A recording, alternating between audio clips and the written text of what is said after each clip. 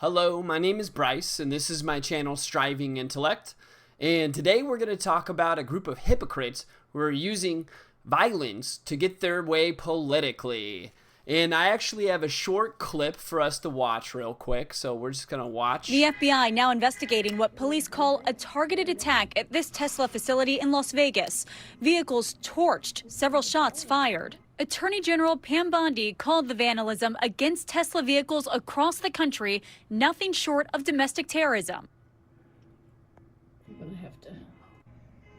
I mean, this is absolutely absurd that individuals think that this is even something in the realm of possibilities of getting their way politically. Like, this is what you would call violence. And it doesn't matter if it's against a car, somebody's personal property. They're using violence to get their way politically and ideologically.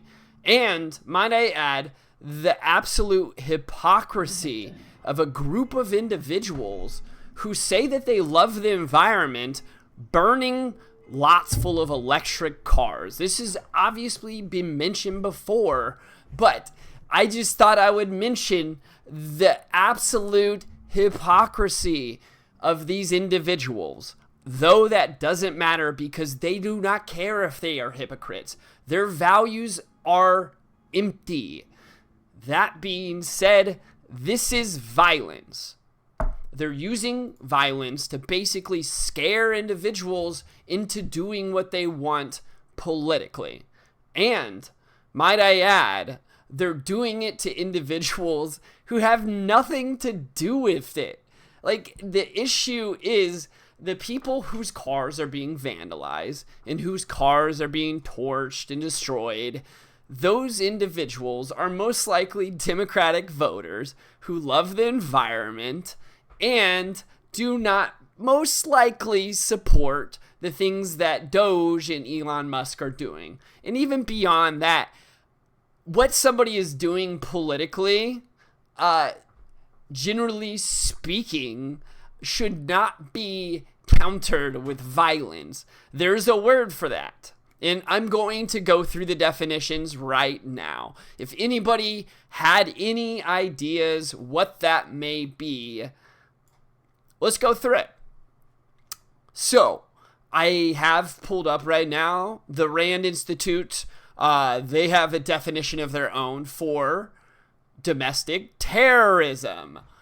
Domestic terrorism involves violence against the civilian population or infrastructure of a nation, often but not always by citizens of that nation, and often with the intent to intimidate, coerce, or influence national policy.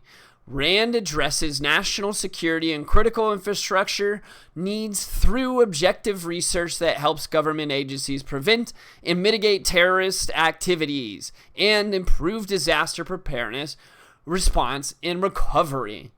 So, if you're using violence to intimidate civilians or anybody to get your way ideologically or politically, you are a domestic terrorist. Okay, so that's the Rand Institute. Let's see what the FBI.gov has to say about this. All right. So, domestic terrorism.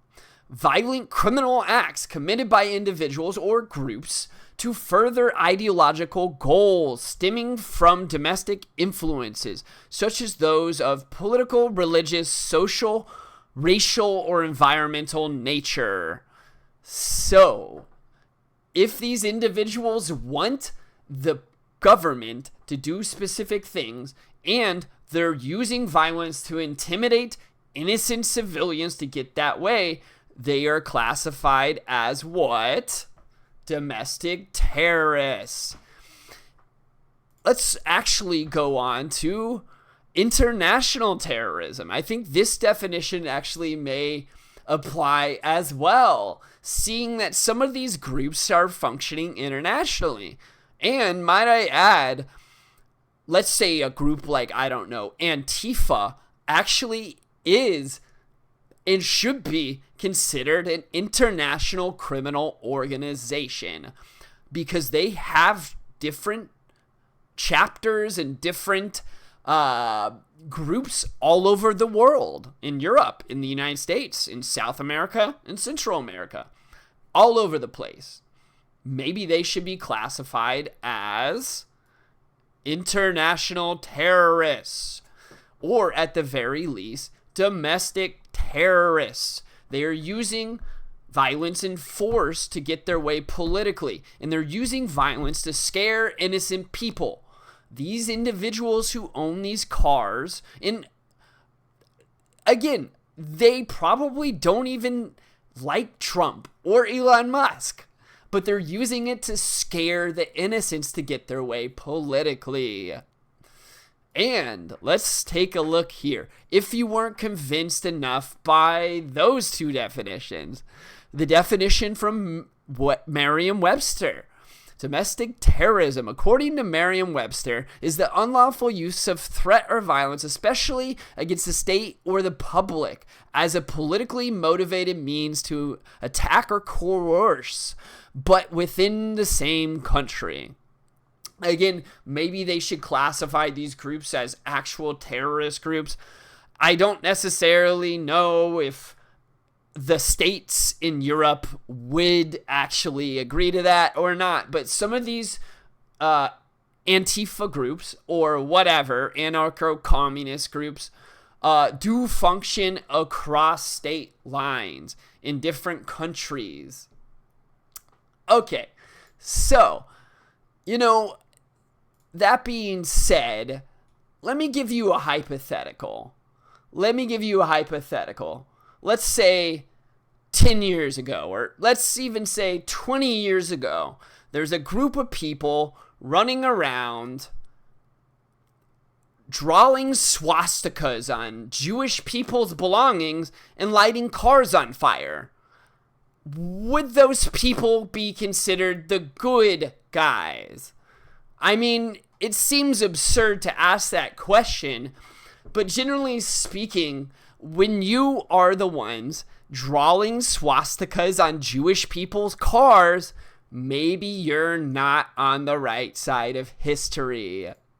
It seems absolutely absurd that these individuals who most likely have brain worms or some type of uncurable mental illness, that's what it seems like, but these individuals think they are the good guys while they are literally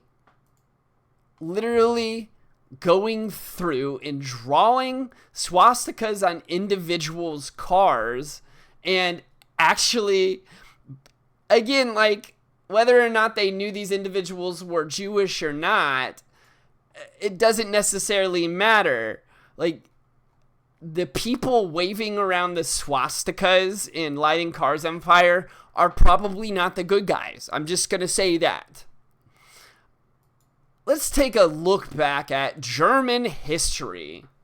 So, in Germany, and this is back in the 1930s, in Germany, the people boycotting businesses, writing things on German or on Jewish businesses, were not the good guys. Obviously, it was the Nazis, the people waving around the swastikas and boycotting Jewish businesses or whatever.